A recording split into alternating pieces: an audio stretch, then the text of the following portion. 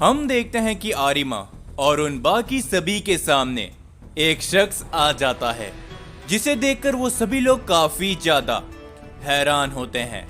और तभी वो शख्स कहता है, क्या बात है, तो आज भी इस ओमनीवर्स के अंदर मुझे जानने वाले काफी सारे लोग हैं। ये देखकर मुझे काफी ज्यादा खुशी हुई। जिसके ऊपर तभी आरिमा कहता है, आखिर भला ये यहाँ पर क्या कर रहा है? आका गीनू, ज़ेनोसामा का छोटा भाई।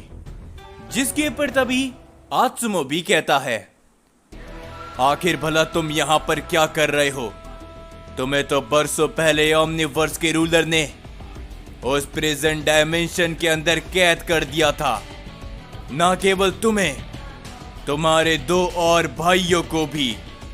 हम देखते हैं कि तभी आका गीनू हंसते हुए कहता है, मैं इस बात को शुरुआत से जानता था कि साइयंस काफी बेवकूफ होते हैं।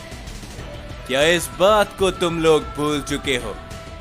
तुम लोगों ने खुद ने ही उन सभी प्रेजेंट डायमेंशन को तबाह कर दिया, जिससे ओमनी प्रेजेंट डायमेंशन अपने आप ही टूट गया और हम तीनों आजाद हो गए। तो चलो, बातें बहुत हो गई।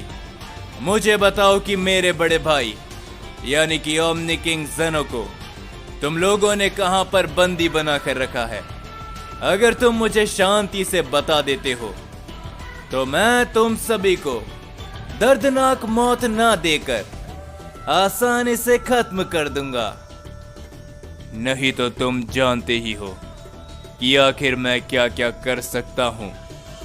और जरा देखो, यहां पर युज़ाकी भी मौजूद है। और तभी हम देखते हैं कि युज़ाकी कहता है, आरिमा, आत्सुमो, पीछे हटो और उन दोनों को लेकर यहां से निकलो, क्योंकि ये यहां पर अपने मकसद को अंजाम देने आया है। ये भी उन गॉड्स में से ही है जो कि साइयंस का खात्मा चाहता है। जिसके ऊपर तभी आरिमा कहता है, नहीं, तुम पीछे हटो।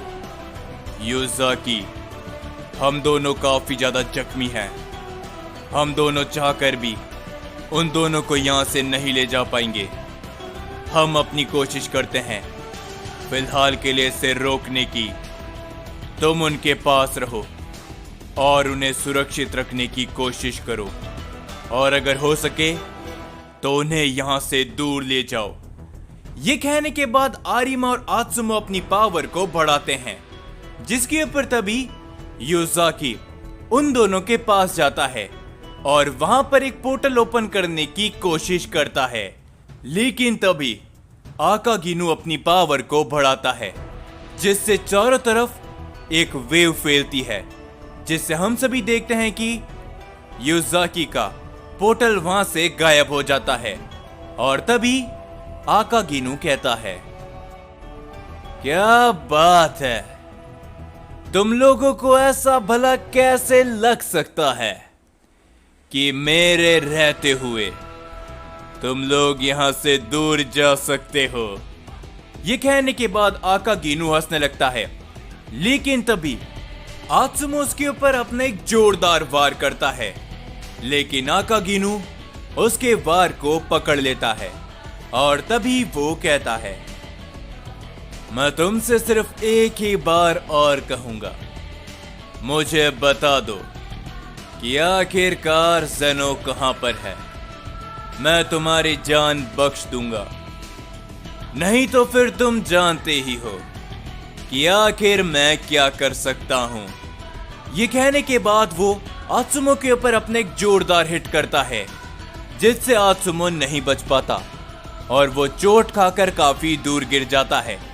आरिमा अपनी पावर को बढ़ाते हुए कहता है, हम तुम्हें ना ही ज़ेनो का पता बताने वाले हैं, और वैसे भी फिलहाल के लिए हमारे पास ओमनी किंग ज़ेनो नहीं है। कुछ समय पहले तक वो हमारे बंदी थे, लेकिन जब हमने कुज़ान और इज़ुमी के साथ में लड़ाई करी, हमने उससे पीछे छोड़ दिया और अब हम भी नहीं जानते कि आखिरकार वो कहां पर है। जिसके ऊपर तभी आकागिनु हंसते हुए कहता है, चलो भी, क्या तुमने मुझे बेवकूफ समझ रखा है? तो मैं तुम्हें बता दूं कि अगर तुम मुझे सीधे तरीके से नहीं बताते कि आखिरकार तुमने मेरे बड़े भाई को कहां पर छुपा के रखा है, तो मैं तुम्हें यहीं पर खत्म कर दूंगा। ये कहने के बाद आरिमा अपना हमला करने के लिए जाता है आकागिनु के ऊपर। वो वहीं पर खड़ा होता है। वहां पर एक काफी बड़ा धमाका होता है। आरिमा रुकने का नाम नहीं लेता। वो लगातार अपने कई सारे वार और कई सारे की ब्लास्ट उसके ऊपर लगातार करता रहता है, जिससे वहां पर कई सारे धमाके होते हैं। और आरिमा कहता है, हे तुम एंजल, युजाकी, उन्हें लेकर यहां से निकलो। हम दोनों इसे ज्यादा देर तक नहीं रोक पाएंगे। ये शक्तिशाली भी है और हम दोनों जख्मी भी है, तो जल्दी करो। जिसके ऊपर तभी हम देखते हैं कि इस बार युजाकी अपना पोर्टल बनाने पे कामयाब होता है। और तभी वो हारून और काजुकी को अपने साथ उस पोर्टल के अंदर लेकर चला जाता है। और तभी हम देखते हैं कि आरिमा अपने कई सारे वार लगातार करता रहता है आकागिनु के ऊपर, जिससे वहां पर कई सारे धमाके होते हैं। लेकिन जैसे ही वहां से धुआं हटता है, हम देखते हैं कि वो सही सलामत वहीं पर खड़ा होता है।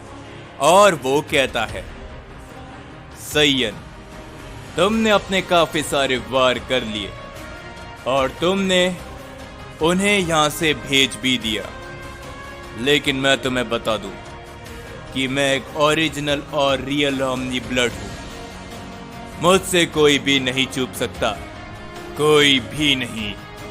ये कहने के बाद हम देखते कि आकागिनु वहां से गायब हो जाता है, जो देखकर आरिमा हैरानी के साथ कहता है, क्या आखिर वो भला कहां पर गया? कहीं वो उन लोगों के पीछे तो नहीं? जिसके ऊपर तभी आरिमा को एक आवाज सुनाई देती है, बेवकूफ, मैं उन लोगों के पीछे नहीं हूं, मैं तुम्हारे पीछे हूं। और जैसे ही आरिमा पीछे मुड़कर देखता है, हम देखते कि आकागिनु उसके पीछे खड़ा होता है और वो आरिमा के ऊपर अपना एक जोरदार पंच करता है, जिससे आरिमा ब्लॉक करके कुछ कदम पीछे हट जाता है। लेकिन तभी आकागिनु एक जोरदार किक करता है आरिमा के ऊपर, जिससे आरिमा नहीं बच पाता और वो चोट खाकर काफी दूर गिर जाता है। और तभी हम देखते कि आत्सुमा भी दोबारा खड़े होकर अपने कई सारे वार करते हुए बड़ी तेजी से आकागिनु की तरफ बहुत ही तेजी से बढ़ता है, लेकिन वो उसके सभी वारों से बड़ी आसानी से बचता है। वो आत्सुमा की गर्दन को काफी जोरों से पकड़ लेता है और तभी वो कहता है, तुम तो एक ओमनी गॉड नजर आते हो, लेकिन तुम भी इन सैयंस का साथ दे रहे हो। क्या बात है, लगता है कि मेरे पिता के खिलाफ गद्दारी करने वाले कई सारे लोग हैं। हम देखते हैं कि आत्सुमा काफी दर्द में होता है और तभी आकागिनु कहता है, वैसे मैं तुम्हें एक बात बता दूं कि बरसों पहले मैं और मेरे भाई भी हमारे पिता के खिलाफ थे, लेकिन फिर हमें मालूम चला कि वो फैसला तो एकदम सही था।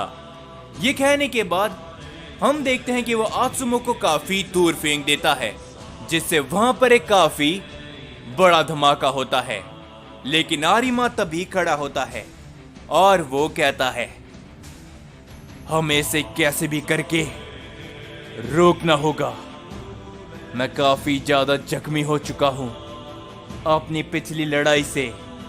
न केवल मैं जानता हूं आत्सुमा, तुम भी काफी जख्मी हो, लेकिन क्या हम इसे रोक भी पाएंगे? और हम देखते हैं कि वो लोग एक साथ मिलकर अपने कई सारे वार करते हैं आकागिनु के ऊपर, लेकिन वो काफी शक्तिशाली होता है। दूसरी ओर हम सभी देखते हैं गोकू और अकीरा को। अकीरा गोकू को लेकर एक अनजान जगह पर आ चुका होता है और तभी गोकू अकीरा से कहता है, आखिर तुम एंजल तुम मुझे यहाँ पर भला क्यों लेकर आए और ये जगह कौन सी है? क्या तुम मेरे सवालों के मुझे जवाब दोगे या फिर मैं तुम्हें भी खत्म कर दूं? जिसके ऊपर तभी अकीरा हंसते हुए कहता है, वाकई में तुम काफी अलग हो। मैं तुम्हारे भले के लिए तुम्हें यहाँ पर लेकर आया हूँ। मुझे लगता है कि तुम अपने दोस्तों को काफी ज्यादा याद करते हो, तो मैं तुम्हें बताना चाहूंगा कि वो लोग जिंदा है और तुम चाहो तो हम उन्हें यहाँ पर लेकर आ सकते हैं। जो सुनकर गोकू काफी हैरानी के साथ कहता है, क्या आखिर भला तुम ये क्या बकवास कर रहे हो? वेजिटा, ब्रोली, गोहान और क्या वो बाकी सभी लोग जिंदा है? लेकिन कैसे? हारून उन्होंने मेरी आंखों के सामने खत्म कर दिया था।